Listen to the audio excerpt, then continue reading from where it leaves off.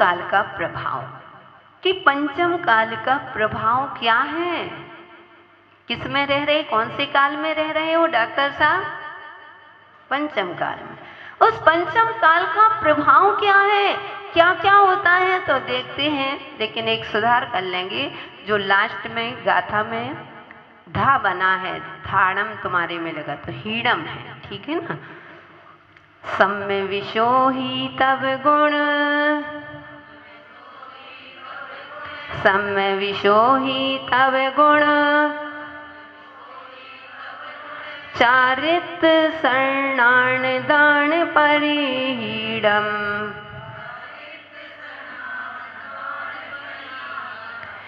चारित शरणान दान परिहीणम, भरहे दुस्सम काले,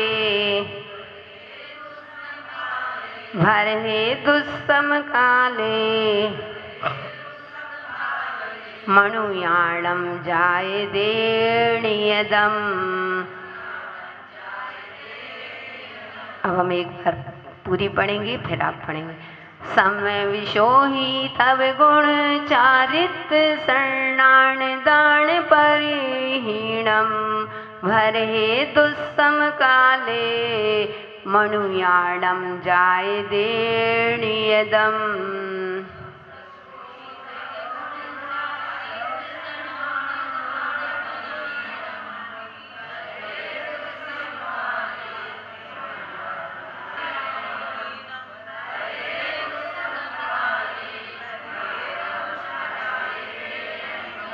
बहुत सुंदर। यहाँ कहते हैं इस भरहे यानी भरत क्षेत्र में, दुष्सम काले यानी दुखम पंचम काल में, मनुयाणम मनुष्यों के नियति निश्चय ही, सम्य विशोही यानी सम्यक दर्शन की विशुद्धि, तब गुण चारित शरणान दानम, और तप मूल गुण और सम्यक चारित सम्यक ज्ञान, और दानम और दान में परिहीणम यानी हीनता जायदी यानी होती है। उपदेश दे करके, क्योंकि पता है कि पंचम काल में धीरे धीरे धीरे धीरे धीरे धीरे धीरे हीन भावना आती जाएगी। अब सोचो, उनको तो आहार करने की भी जरूरत नहीं थी, क्या पंचम काल में ऐसा चल सकता? क्या नहीं चल सकता, उनका नहीं चल सकता। तो वे हमारे लिए क्या कहते हैं कि कहते हैं कृषि करो, कृषि करना बताया, बिजनेस अगर बंदो नहीं होता तो आज पता नहीं कैसे होते।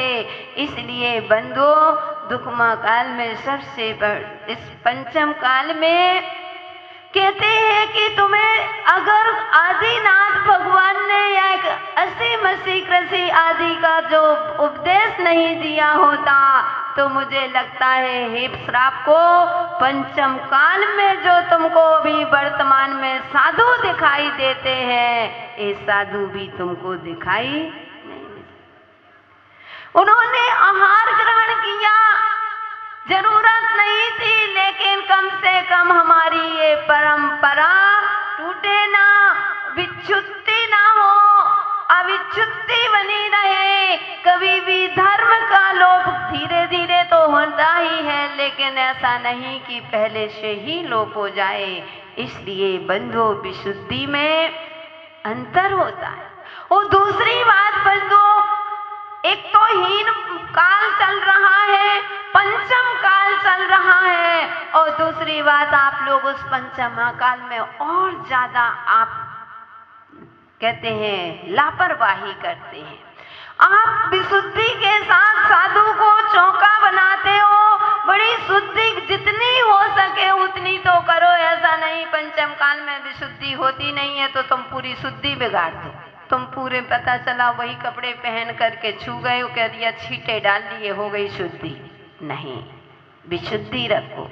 कम से कम हम आहार करा रहे हैं, साधु का आहार हो रहा है, और साधु की जितनी विशुद्धि बढ़ेगी उसका पुण्य तुमको भी लगेगा। साधु जितनी सुंदर समाई करेगा, तुमने खिलाया, वो साधु ने आहार ले लिया और जा करके उसको झोंका आते, नींद आ रही है, आलस आ रहा है, प्रमाद आ रहा है, पता हमने बताया था आपको, पता चल जाता है कि इस व्यक्ति के यहाँ आज आहार करके आए हैं, इसकी शुद्धि नहीं थी। इसलिए क्योंकि शुद्धि से ही विशुद्धि बढ़ती है, और जैसी विशुद्धि होती है वैसे ही भाव होते हैं, और जैसे भाव होते हैं वैसा ही भाव होता है। इसलिए विशुद्धि की ही सम्यक सहित तप मूल गुण और चारित्र सम्यक दर्शन आदि ज्ञान आदि शुभ कार्यों में हीनता देखने में आती है। क्योंकि अपन कौन से क्षेत्र में रह रहे हैं? भरत क्षेत्र में रह रहे हैं। कौन सा काल में रह रहे हैं? कौन सा काल चल रहा है? पंचम काल चल रहा है। उस पंचम काल का नाम क्या है महेंद्र जी? दुखमा। मोहनलाल जी, कौन सा काल है? दुखमा। यानी इस दुख भरे संसार में है कितने काल होते हैं डॉक्टर साहब? 6 काल कौन कौन से होते हैं बताओ? सुषमा सुषमा सुषमा सुखमा दुखमा दुखमा सुषमा। हाँ, दुखमा दुखमा, ठीक, बहुत अच्छे। सबसे पहले कह दिया सुषमा सुषमा, या सुखमा कह लो या सुषमा कह लो, सुखमा सुखमा। दूसरा का है सुखमा, तीसरा है सुखमा और दुखमा, चौथा है दुखमा और सुखमा, और चौथा पंचम है दुखमा, और छठा है दुखमा। दुखमा एक 6 प्रकार के काल कहलाते हैं। तो इसमें सम्यक दर्शन की भी, क्योंकि पहले के समय में और आज में देखो बंधु, आज तो श्रद्धा कैसी हो गई है, वह दीपक की लौ की समान। जिस प्रकार से दीपक में अपन बाती लगाते हैं, दीपक जलाते हैं, थोड़ी सी हवा चलती है और वह लौ इधर उधर डोलने लगती है, ऐसे ही आज के श्रावकों की श्रद्धा उस दीपक की नहीं। अपने श्रद्धा को, अपने सम्यक दर्शन को मानते हैं हीन, लेकिन इतनी भी हीन नहीं है। अपने सम्यक दर्शन को सुमेरु पर्वत के समान बनाओ। कितना भी आंधी आए, कितना भी तूफान आए, लेकिन सुमेरु पर्वत कभी चलायमान नहीं होता है। ऐसे हमारी श्रद्धा, सम्यक दर्शन क्या है? कहते हैं तत्वों पर श्रद्धा करना। तत्वासूत पढ़ा है? तत्वासूत में सुधा जी क्या कहा है? सम्यक दर्शन का लक्षण क्या बताया है?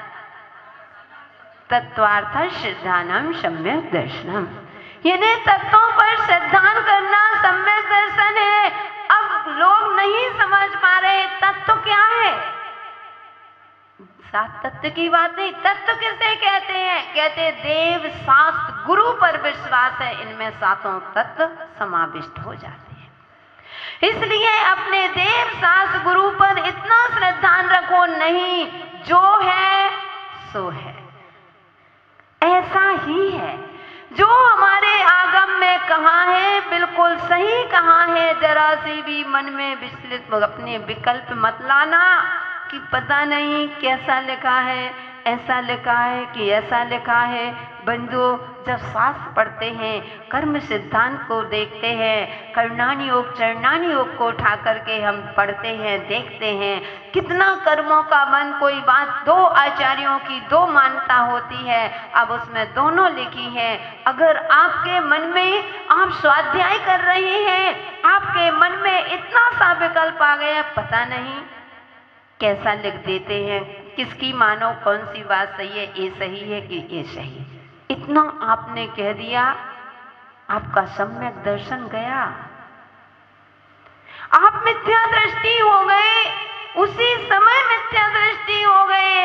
इसलिए महात्माओं, कभी भी जिनवाणी का स्वाध्याय करते हो तो बस अपने कमी देखना, अपन को गुणानुवेशी बनना है, हमें अपनी कमी देखना है, कह देना हे भगवान, हे जिनवाणी माँ, जो लिखा है गुरुओं ने लिखा है, भगवान की वाणी में खिरा है, बिल्कुल सत्य लिखा है, लेकिन मुझे समझ में नहीं आता। ये मेरी कमजोरी है। क्षयोपशम, क्योंकि पंचम काल है बंधुओं, उपशम और क्षयोपशम दो प्रकार के ही सम्यक दर्शन होते हैं। अब क्षायक सम्यक दर्शन नहीं है, इसलिए अपन को दो उपशम उपशम पंचम काल में होते ना, कली काल में, पंचम काल में दो उपशम और क्षयोपशम, ये दो ही सम्यक दर्शन पाए जाते हैं। इसलिए अभी हमारा सम्यक दर्शन मलिन हो जाता है। ये किसका प्रभाव है? पंचम काल का प्रभाव है। और कहते हैं चारित्र तप आदि भी इतनी उत्कृष्टता से तप नहीं हो सकता।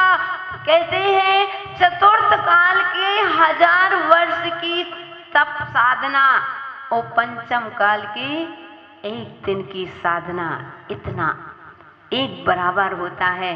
पंचम काल में भी आचार्य विद्यासागर महाराज जी ने कहा कि वर्तमान में इस पंचम काल कली काल में, इस पंचम काल में आज तुम्हें साधु संत दिखाई दे रहे हैं, इससे बड़ा चमत्कार और कुछ मत मानो।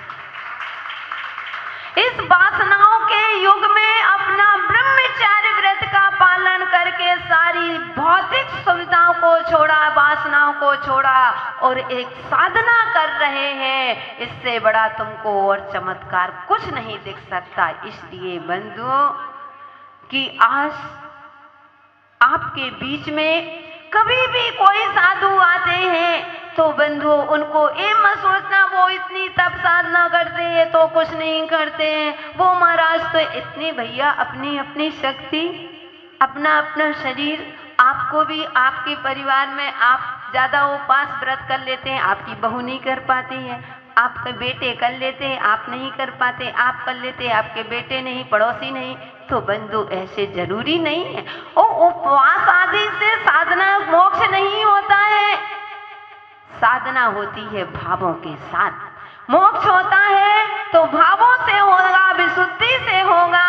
हम खूब तपस्या कर लें और पूजा प्रतिष्ठा की अगर चाहे कि मेरा नाम हो जाएगा तो वह साधना नहीं है। लेकिन फिर भी हम पंचम काल में हम 1.5 साल पढ़ रहे हैं। कुंद स्वामी कह रहे हैं भव्यात्माओं किसी से कंप्रोमाइज मत करना।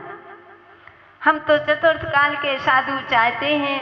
पहले साधु कितनी तपस्या करते थे और आजकल साधु तो तपस्या करते ही नहीं, रोज आहार के लिए उठते हैं। भैया तुम चतुर्थ काल के साधु चाहते हो, इस पंचम काल में भी वर्तमान में अभी चतुर्थ काल के साधु नजर आएंगे। बस शर्त इतनी है कि तुम पहले पंचम काल के सच्चे श्रावक बनो। और जिस दिन तुम पंचम काल के सच्चे श्रावक बन जाओगे उस दिन तुम्हें पंचम काल में चतुर्थ काल के साधु तुमको नजर आने लगेंगे। दृष्टि सृष्टि को नहीं, दृष्टि को बदलो। और दृष्टि बदल जाती है तो सृष्टि अपने आप बदल जाती है।